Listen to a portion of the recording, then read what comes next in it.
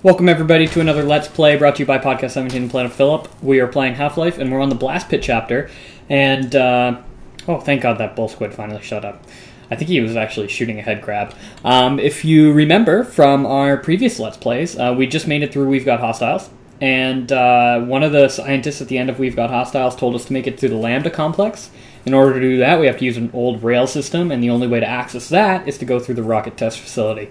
And that's what Blast Pit is, a rocket test facility. So this Let's Play will probably be, or this chapter will probably be two parts, just like the previous one. Before we start, I know this is boring to look at, but I like to get over the little preamble in the introduction of the chapters. The Blast Pit was originally called Screams and Whispers, and you'll find out why in a second. I'll talk about that when we get to the boss of Blast Pit.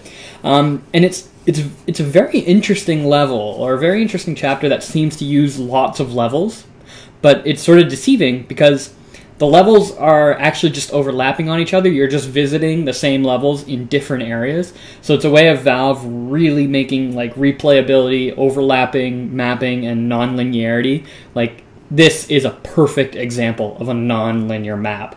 But still sort of linear, you know. It's a single-player, non-linear map, but you're still getting from point A to point B. And you'll see why in a second.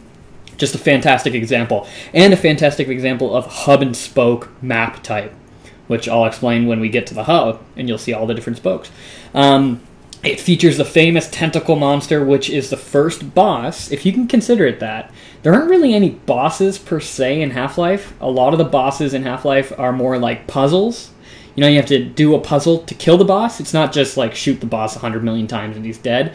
Valve doesn't really go through that route with boss types. They're more puzzles. So we'll talk about that in a second. And the other interesting thing about Blast Pit is that it uses a wonderful feature of the Quake engine, which Quake 1 and Quake 2 really used a lot. And that's called stateful parameters.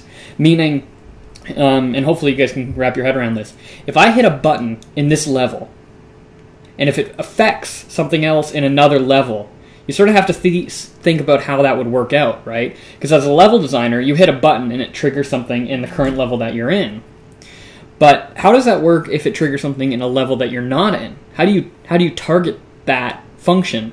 Well, what it does is the button will target a stateful parameter, and that stateful parameter carries over into the next level.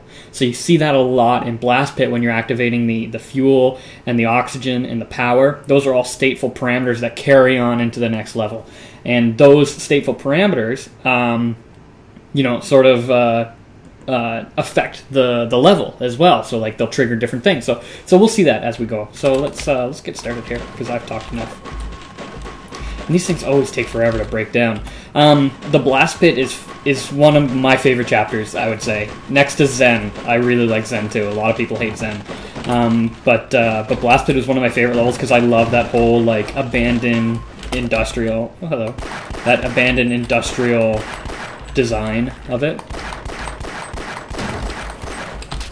So as you can see here, you know, I always forget about him. The area is clearly abandoned, blocked off and sealed off for whatever reason. And if you just listen to the ambience,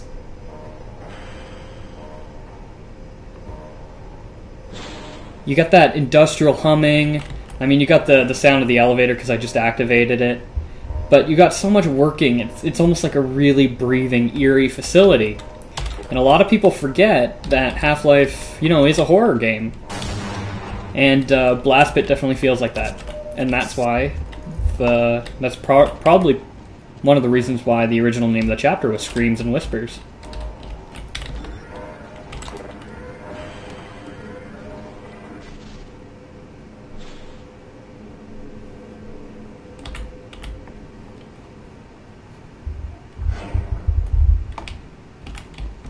And here's our first experience with a working tram, other than Hazard Course. So we can actually ignore all these guys, which is what you're technically supposed to do.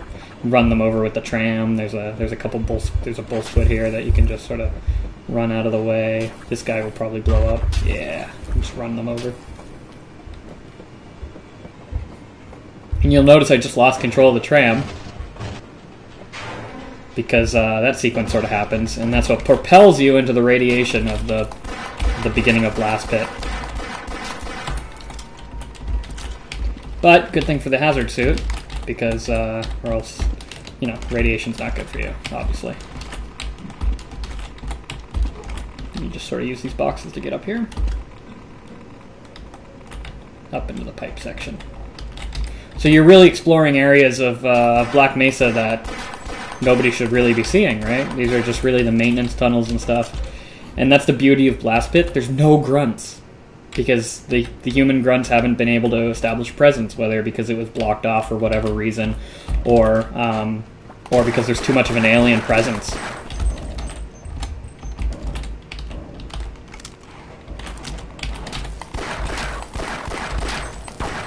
Clearly the bull squids aren't affected by radiation. Oh shit, but I am. Ah, fuck me.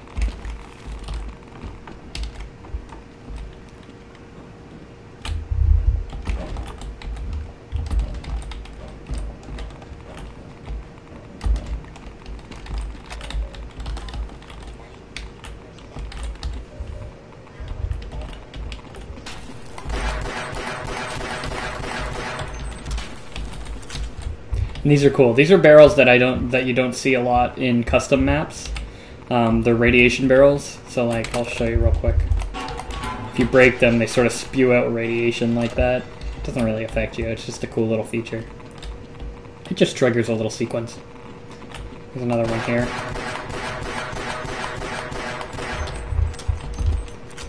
And if you can see it in the video, there's some supplies over there, which we can get to just by sort of doing one of those. I mean, we don't need it, but I'll show you at least to get there.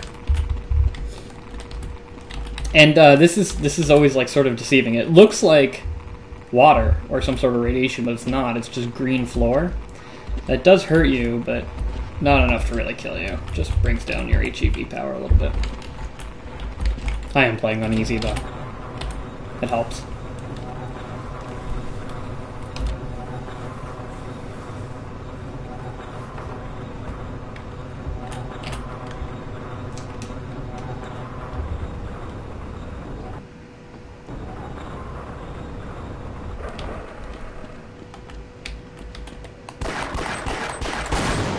Kaboom. Okay, so real quick before these hound eyes get to me, or I might have to kill the hound eyes first.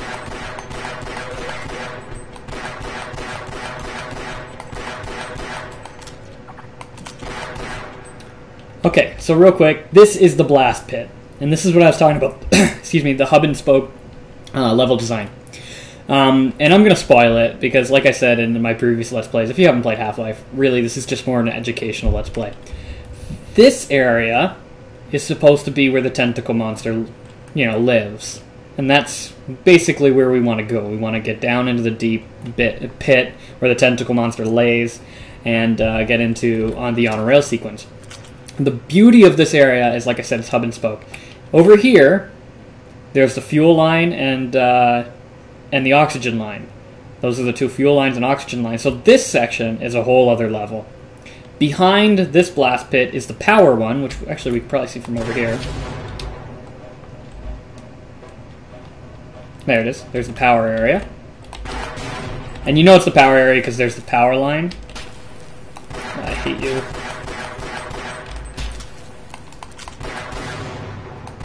And like I said, this is the blast pit. So this is the hub world, and those are the spoke worlds. And we go back and forth between the hub world and the spoke world quite a lot, and that's where those stateful parameters really come into play. So right now we're changing levels into the blast pit.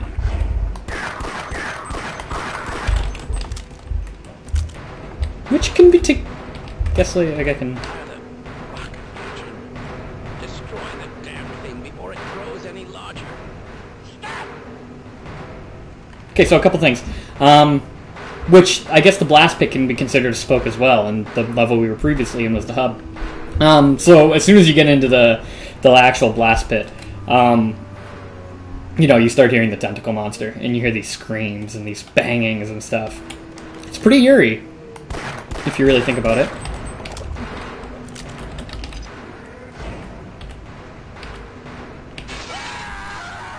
And there it is. There's a famous sequence. No! No! No! Get it off me! Get it up! Get it up! See you later, scientist. It's always sort of out of cue like that. But, oh well. Alright, so these are the tentacle monsters. There's only 2 there. Where's the third one? Hello? There he is. Alright. So the full name of the tentacle monster is called the Hypersuctor Sensitivia. It's from the Combine Over Wiki. They probably got it from those little posters that are all around the laboratories of Black Mesa and stuff. So these are the tentacles. Usually they come in 3, but there are situations like later on in the game, like in Surface Tension, where there's just 1. There's a body that resides deep within the base of the tentacles, and so they're one sort of unit. We'll see it when we eventually fire the rocket engine into the tentacle monster. So throughout the whole Half-Life series, there's only 10 tentacles in the whole game. 8 of them are in Half-Life, so there's already 3 here, and 2 are in Opposing Force. Oh, I totally forgot about this sequence. Yeah, that's awesome. This is, like I said, this is the first boss character of Half-Life, but really it's not a boss character because like shooting them doesn't really do anything. Forces them to sort of go into their hole, but you can't kill them with conventional weapons. You have to use a rocket engine. The way to navigate yourself around it, because I have to go in the blast pit, is either by sound, and I'll show that right now. If I throw a grenade over here, oh, they really like those sounds, right? So that's how you sort of distract them, and then once you distract, you can go around this way. A lot of people don't know that. And silence also does play a part in it. If you jump around like this and make lots of noise, yeah, see? Hello. They start attacking. So sound and silence, which is, again, screams and whispers, is a wonderful technique for the tentacle monsters. One more thing that I want to say, and this is sort of something that's in the lore, what a lot of people assume. Later in Zen, you'll see the Zen tree, which is like a peachy-colored tentacle, and it sort of attacks you. It's also invincible. People think those are like the infant versions of the tentacle monster, but it's just all speculation. So in Blast Pit, the objective here, and it's not quite clear, actually, and this is one of my only complaints about Blast Pit, is to fire the test rocket. We can't do that. It's not working. We can't kill it. We need the power light activated, the oxygen light activated, and the fuel light activated. And the thing is, we're not quite sure how to do that. But those who know, those are the lines right there. You got your power line, your oxygen line, fuel and oxygen, and then the power line. It would have been cool if Valve sort of put like the lines coming into these buttons, so you immediately knew sort of what was what. Because later on, once we get in the spoke where the oxygen and the fuel lines are, I mean, you're not really 100% sure until you hit the buttons. It's sort of a design feature that I've always disagreed with. Here's a cool sequence that a lot of people actually miss. There's a zombie down there carrying some bodies, which we'll be able to kill later. We'll get justice.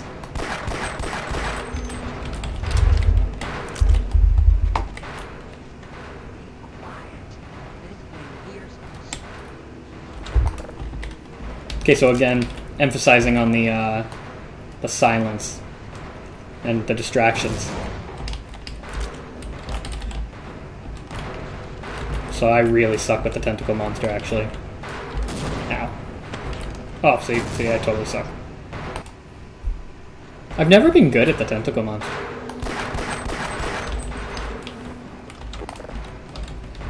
I like trying to get the... Ow.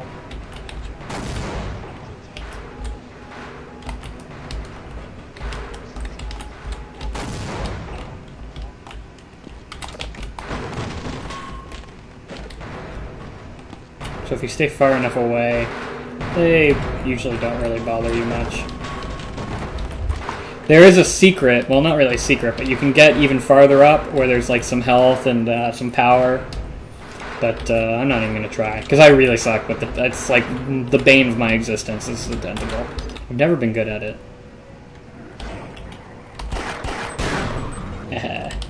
Boy, good thing we didn't blow up the fuel in the oxygen line. That would have been bad.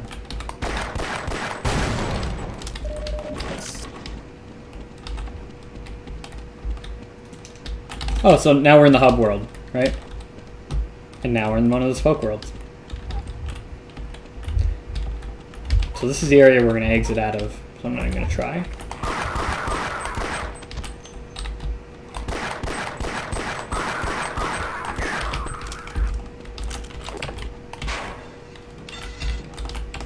Oh shit, oh shit.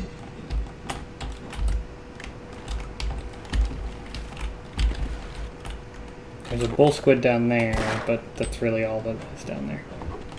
Down that way is a dead end. I'm not trying to skip things, it's boring, it's just a dead end.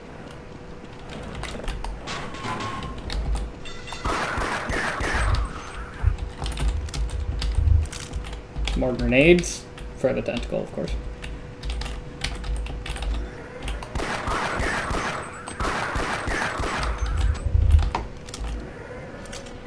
So this is a really cool area that is so far-fetched, but whatever. Yeah, I'll just show it to you.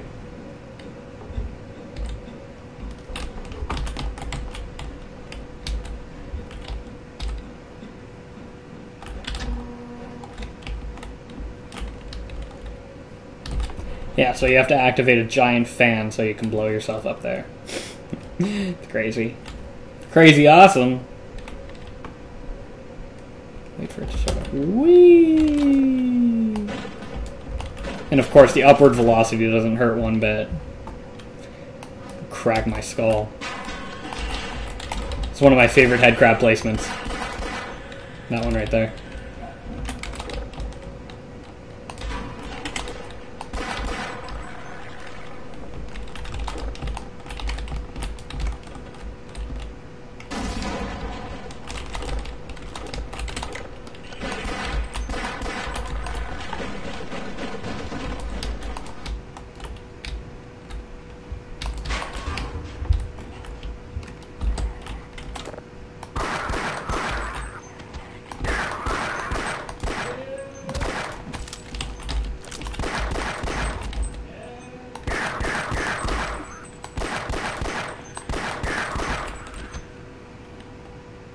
And here's the fuel and the oxygen buttons. So if we just activate those, you can see these lights light up, and you'll start to see that the indicators here in the glass panels are now transmitting fluid and fuel and oxygen. So that's pretty cool, and that's something we'll see once we get back into the hub world as well. You just follow sort of the lines back, and of course we were here before. This is where we started. Now we're in the hub world. So you can see that these are activated now. Stateful parameters. Very cool.